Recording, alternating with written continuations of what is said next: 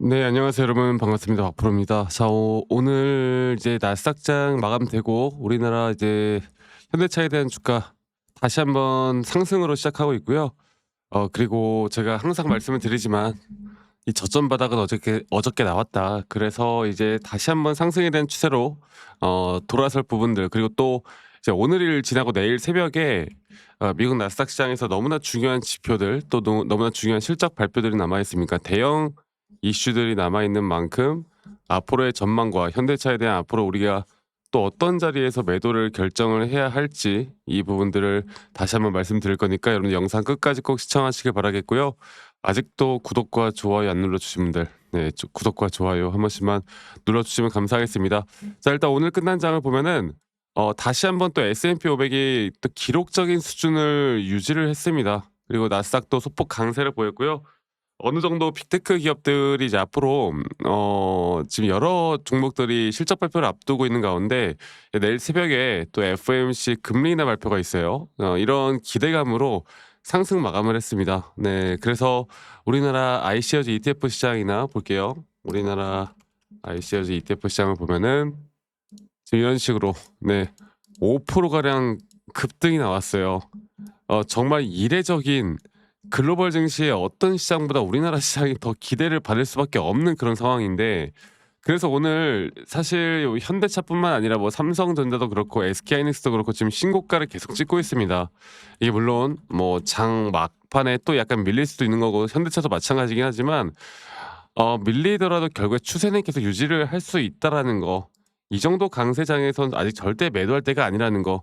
그리고 보시면은 이제 실적 발표가 마이크로소프트, 메타, 테슬라, 애플, 샌디스크, ASML, IBM, 정말 굵직굵직한 실적 발표가 남아 있고요.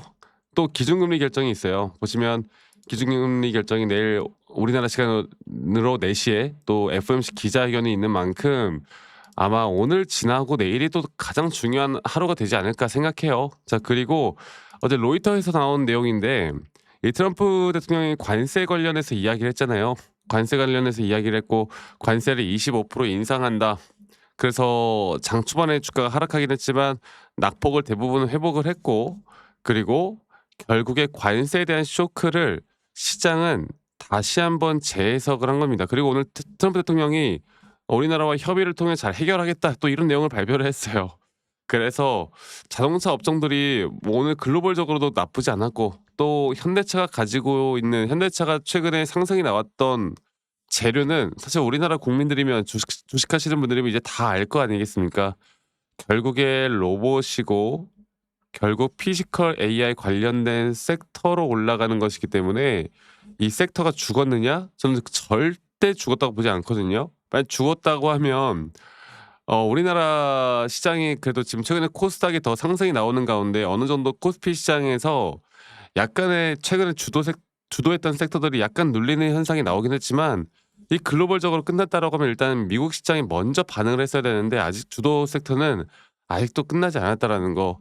그래서 제가 다시 한번 말씀드리고 싶은 건, 지금 보시는 것처럼 현대차의 보스턴 다이나믹스를 상장하겠다라는 지금 내용이 나오고 있죠. 시장이 이 보스턴 다이내믹스에 대해서 시장을 약 140조, 120조 이 정도로 평가를 하고 있습니다. 네, 그리고 여기에 대한 상장 배경은 역시나 기술적인 자신감, 그 상장 시점이 약 2027년 전후가 될 텐데 또 이런 기대감들이 주가를 끌어올리는 거거든요. 자, 그리고 보스턴 다이내믹스에 대해서 이 정인호 회장의 경영권 승계, 그리고 지배 구조 개편의 핵심 열쇠, 현대차 시가총액 100조를 돌파를 했었습니다. 네, 지금 이미 돌파를 한 상태예요. 그리고 현대차 주가 이외에도 앞으로 로봇의 역할이 더 중요해지는, 앞으로 차만 파는 게 아닌 진짜 로봇과 피지컬 AI에서 글로벌적인 탑 티어 회사로 전향할 수 있는, 네, 저는 이번에 진짜 기회라고 보거든요. 현대차가 앞으로 더 어쩌면 삼성전자 그 이상까지도 갈 수 있지 않을까라는 생각도 해볼 수 있을 만한 너무나 중요한 시기이고, 그러한 기대감으로 최근에 상승이 나왔다가 단기적으로 좀 조정이 나오기는 했지만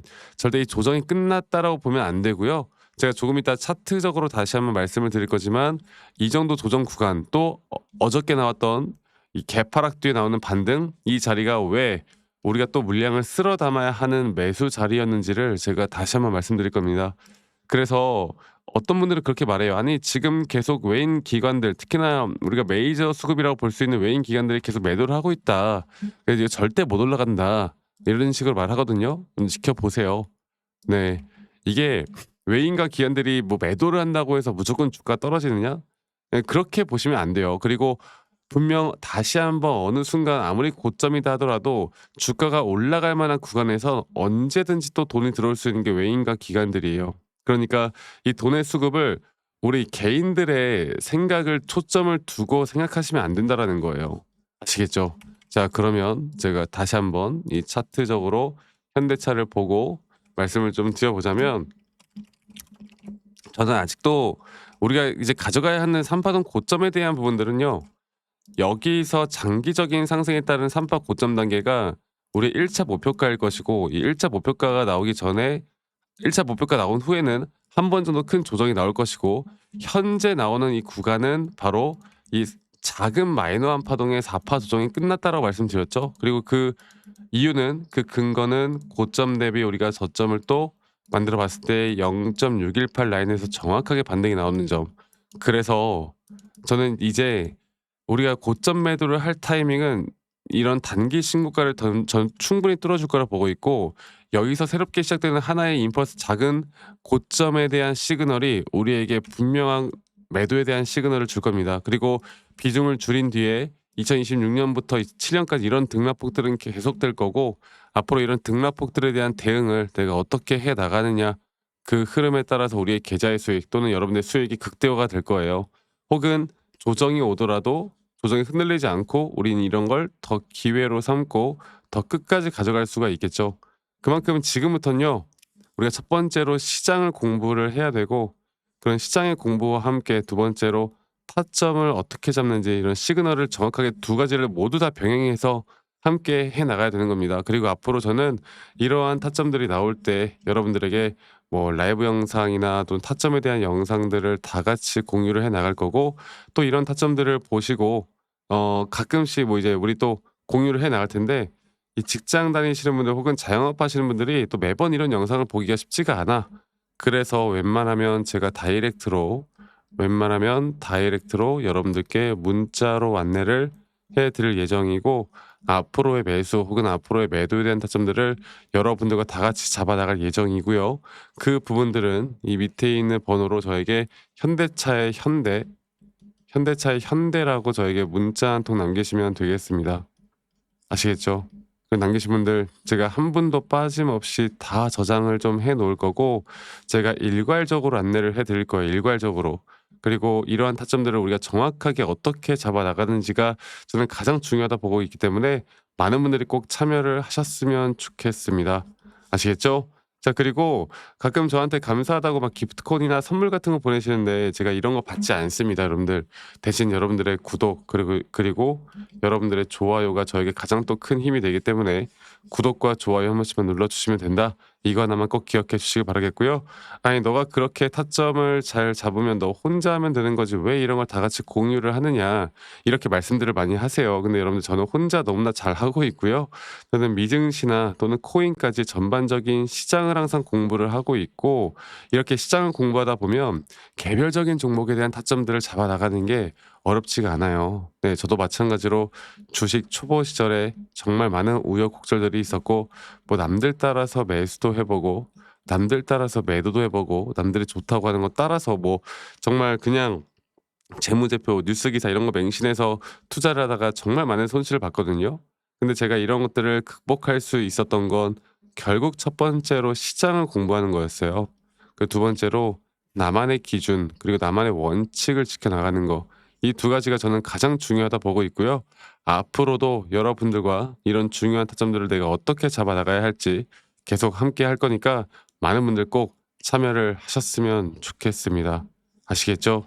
지금부터가 저는 가장 중요하다 보고 있고 그리고 또 이제 피지컬 AI 관련된 섹터들 혹은 로봇 관련된 섹터들이 상당히 최근에 낙폭이 심했죠. 근데 이런 낙폭이 심한 가운데서도 이 섹터의 힘은 죽지 않았다라는 건 다시 한번 또 매수할 만한 종목들이 많다라는 겁니다.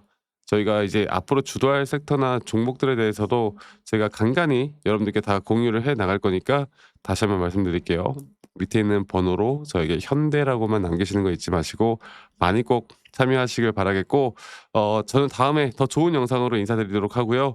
그리고 이 추운 날씨에 다들 따뜻한 겨울 저와 함께 보내시면 좋겠습니다. 감사합니다. 박프로였습니다.